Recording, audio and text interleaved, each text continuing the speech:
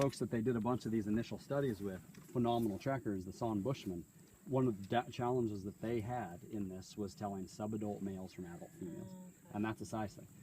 Just like anything else, males will get to a point, if they survive long enough, which is sometimes rare, where they just exceed everybody else. However, there's little males all the time, and you're still looking for the morphology. And even them, they haven't beefed out into their full potential, so to speak, in terms of foot morphology, and can be mistaken for good-sized males. Female. I mean, good-sized females. There are cutoffs for the heel pads themselves. So the width of the front heel pad, I think it's 50 millimeters for females, and they just don't get any wider.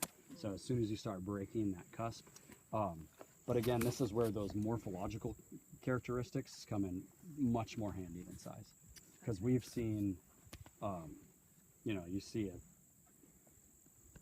There's a lot of subadult males that aren't as big as, and that's another thing too. Very often you will cruise through, and the kittens with mom, you know, they've been with her for a year and a half, and the males are larger than the mom in some cases, but then that whole time up to them, they're just all cats on the ground. They're just of a very similar size. And so size is useful when they get big.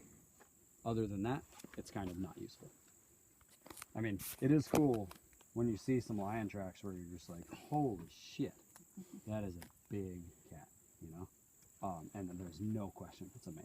But then you can be like, oh my God, look how huge his heel pad is. Look at the size of those toes. Look, they're all beefy and round. Now, there's all exceptions to this too. We had a cat up in Wyoming. I didn't work on that project very long. M85. And his feet were big, but they were also deformed and gross. Like when we caught him, usually you're like, cool, checking out the pads.